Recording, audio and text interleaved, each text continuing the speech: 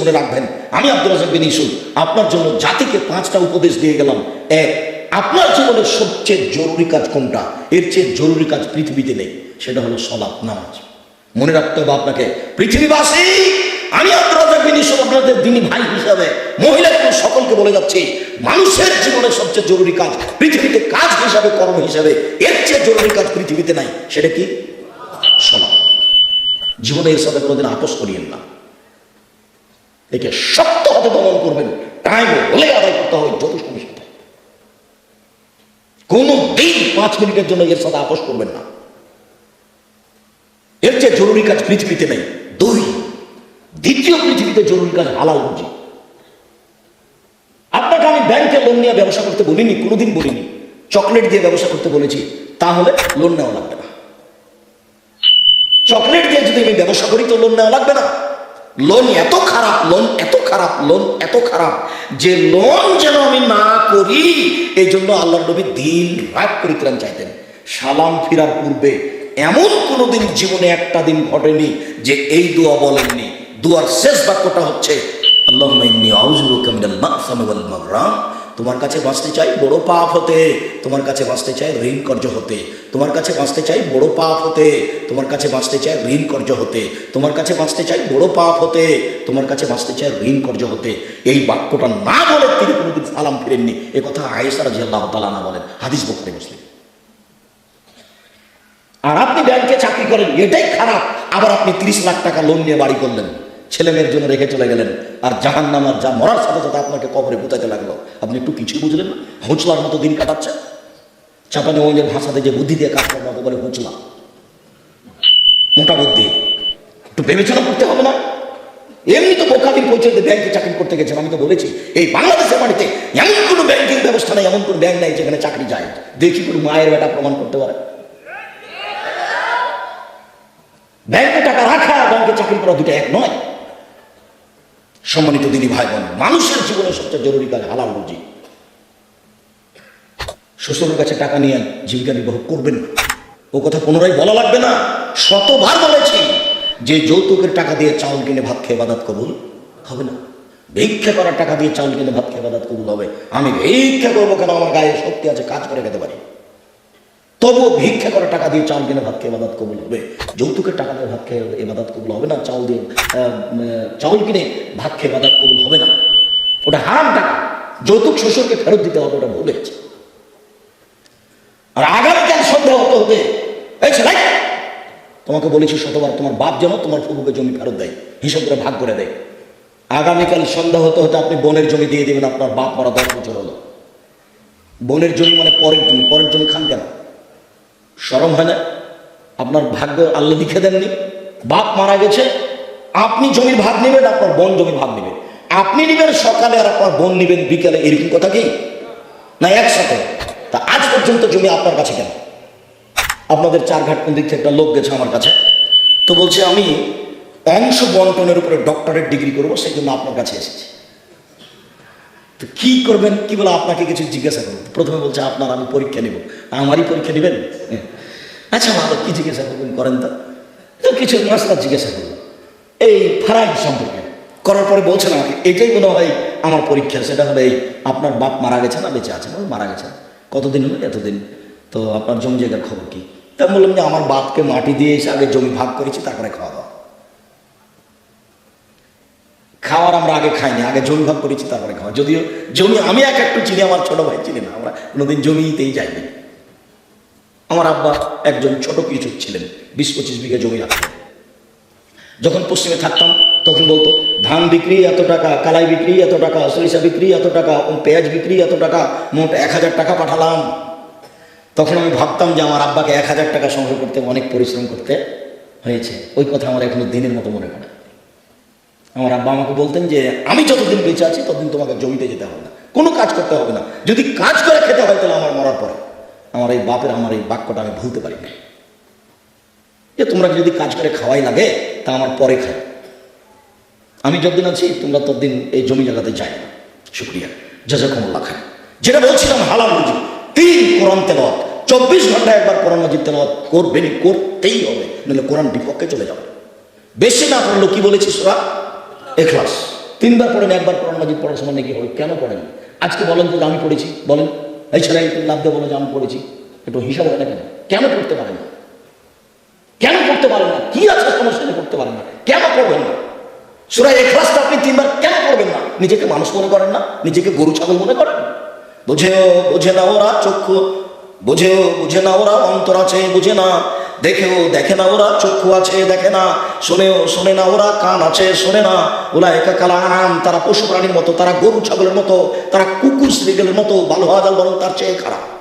নিজেকে গরু ছাগল মনে করেন, পশু প্রাণী মনে করেন? কেন আপনি পড়েননি কোরআন মাজিদ আজকে? অন্তত সূরা ইখলাসটা কেন পড়েননি? এটা হলো 4 নম্বর।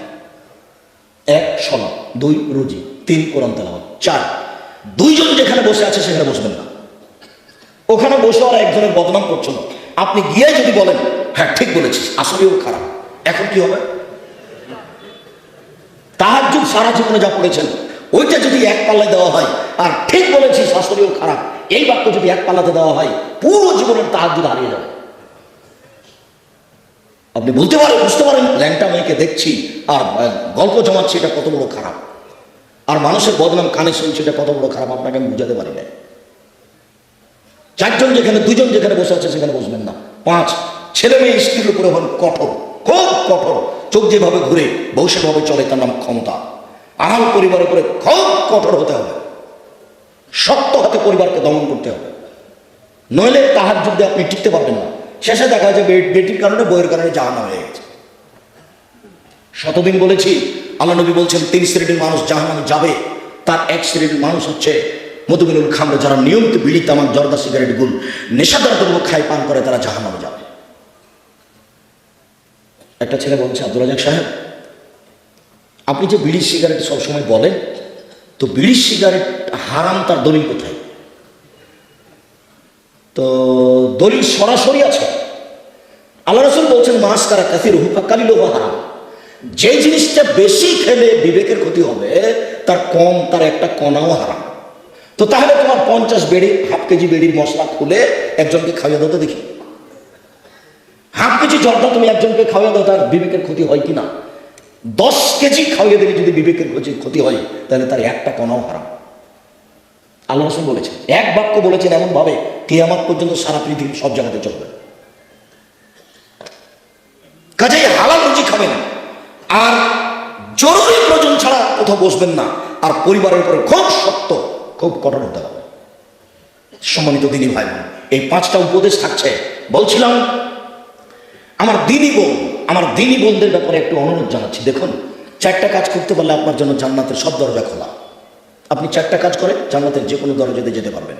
আমি বলিনি এই কথা মুহাম্মদ সাল্লাল্লাহু আলাইহি ওয়াসাল্লাম বলেন। 1 সালাত খামসা, 5 ওয়াক্ত সালাত আদায় করুন। এই ছেলে, তুমি ওখানে ভাবে দাঁড়িয়ে কেন? বসো। দিনী ভাই বোন, আমি আপনাদেরকে অনুরোধ করছি, আপনারা দয়া করে দোকানপাটে কেউ থাকিয়েন না, রাস্তাঘাটে চলাচল করিয়েন না। এখন কোনো কাজ করার প্রয়োজন মনে করেন না, আপনার আমি কিছু না কিছু উপকার করবো ইনশাআল্লাহ। আপনিও যেমন কষ্ট করে এসেছেন, আমিও তেমন কষ্ট করে এসেছি। আমি 7:30 8টার দিকে বাসায় পৌঁছেছি। বরিশাল বরগুনায় ছিলাম রাতে। বরিশাল বরগুনা থেকে আমি রাতে বক্তব্যের পরে যাত্রা আরম্ভ করে সকাল 8টার দিকে আমি প্রতিষ্ঠানে পৌঁছেছি। এটা নিয়ে আমার কোনো খেয়ালই ছিল না। এশা সালাতের পরে অবগত হয়ে আমি আসলাম। আমি কষ্ট করে এখানে এসেছি, আপনি চায়ের স্টলে বসে থাকবেন? আপনাকে আমি মানুষ মনে করবো? কেন আপনাকে আমি মানুষ মনে করবো? আল্লাহ আপনাকে পশু প্রাণী বলছেন, আমি কেন বলবো? আপনি পশু প্রাণীর মতো না হলে আমি দিনের কথা বলছি, আপনি ওখানে বসে থাকবেন কেন? সম্মানিত দিনী বোন, এইদিকে শোনেন। এই মেয়ে শোনো, 1 5 ওয়াক্ত সালাত, 2 সমাজ সাহারা, রমজান মাসের রোজা সেম, 3 আতা বালা, স্বামীকে মেনে চলা, তিতা লাগলেও মিঠা লাগলেও মেনে চলতে হবে, 4 জেনায় লিপ্ত না হওয়া। এই 4টা কাজ করবেন, জান্নাতের সব দরজা খোলা। 4 নম্বর জেনা যদি হয়ে গিয়ে থাকে, তাহলে এখন থেকে কান্নাকাটি করেন। যদি আপনি খালেস অন্তরে কান্নাকাটি করতে পারেন দিন রাত, তাহলে আল্লাহ জেনার পাপটাকে নেকি দিয়ে পূর্ণ করে দেবেন। আর আল্লাহ ওয়াদা করেছেন আপনার সাথে, ওয়ানাহার নাফসা আনিল হাওয়া ফাইনাল জান্নাতা হিয়াল মাওয়া। পৃথিবীবাসী মনে রেখো, আল্লাহ তাআলা বলছেন পৃথিবীবাসী মনে রেখো, তোমরা যদি অশ্লীল কাজ থেকে নিজেকে বিরত রাখতে পারো, আমি আল্লাহ তোমাকে জান্নাতুল মাওয়া দিয়ে দিলাম। ওটা তো আল্লাহ বলে। আপনি অশ্লীল কাজ বন্ধ করেন, জান্নাতুল মাওয়া আপনার জন্য প্রস্তুত আছে। এটা মানুষে বলেননি, এটা নবী বলেননি, এটা সরাসরি আল্লাহ বলছে। অতএব যদি কারো জেনা হয়ে গিয়ে থাকে, বন্ধ করেন, আপনি ভালোর মধ্যে চলে যাবেন। স্বামীর সাথে ভালোভাবেই চলতে হবে। আপনার স্বামী আপনাকে গালি দেয়, এ কথাই ঠিক। আপনার স্বামী আপনাকে মারে, এ কথাই ঠিক। আপনার স্বামীর মুখ খারাপ, এ কথাই ঠিক। এরপরেও কোনো উত্তর না করে পাথর হয়ে এই সংসার করেন, এটা আমার পরামর্শ। আমি আপনার দিনী ভাই হিসেবে আপনাকে আমি পরামর্শ দিচ্ছি, যেহেতু দু একটা ছেলে মেয়ে হয়ে গেছে, আপনি এই সংসার করেন, ওর সাথে কথা বলেন, সপ্তাহ সপ্তাহ কথা বলেন না, রান্না বান্না করে ছেলের হাতে মেয়ের হাতে দিয়ে পাঠান, আর এক গিলাস পানি চাইলে সামনে গিলাসটা রেখে ঠাক্কস করে রেখে দিকে হেঁটে চলে যান। এভাবে সংসার করলে আল্লাহ সন্তুষ্ট থাকবেন, পরকাল জাহান্নাম হয়ে যাবে। এই সংসার করতে হবে না। আমার কথা আপনি মেনে চলেন, কষ্ট হোক, মুখ বন্ধ করেন, প্রতিবাদ করিয়েন না, তার সাথে মিশে চলেন, তার পায়ের নিচে দুনিয়া শেষ করে দেন, তাকেই ভালোবেসে দুনিয়া শেষ করে দেন, আপনার জন্য ভালো হবে, জান্নাত হবে। শেষ পর্যন্ত যদি বুঝেন যে সংসার হবেই না, তাহলে এভাবে ঝুলন্ত থাকতে হবে না, আপনি খোলা করে নেন। যে কোনো মহিলা যে কোনো স্বামীর সাথে খোলা করতে পারে, যে আপনার সাথে থাকবো না, চ্যালেঞ্জ ঠিক করে দেন, কাজী সাহেব ঠিক করে দেন, আমাকে একটা খোলা তালাক দিকে দেন, আমি আমার স্বামীর ভাত খাবো না। আপনি করেন, এক মাস পরে অন্য জায়গাতে বিবাহ বসেন, কিন্তু ঝুলন্ত অবস্থায় ভাবে থাকিয়েন না। মাস মাস বছর বছর স্বামীর সাথে কথা বলবেন না, এটা ঠিক নয়। কষ্ট করে, গালি সহ্য করে, মায়ের সহ্য করে আপনি চুপচাপ থেকে সংসার মেনে নেন, আপনার জন্য ভালো হবে। যদি শেষ পর্যন্ত বুঝেন যে হবেই না, তাহলে 7 দিন পার করতে হবে না, সংসার বাদ দেন। 4টা কাজ করেন, জান্নাতের সব দরজা খোলা। আপনার জন্য আপাতত কথা শেষ। আপনি আমার দিনী বোন।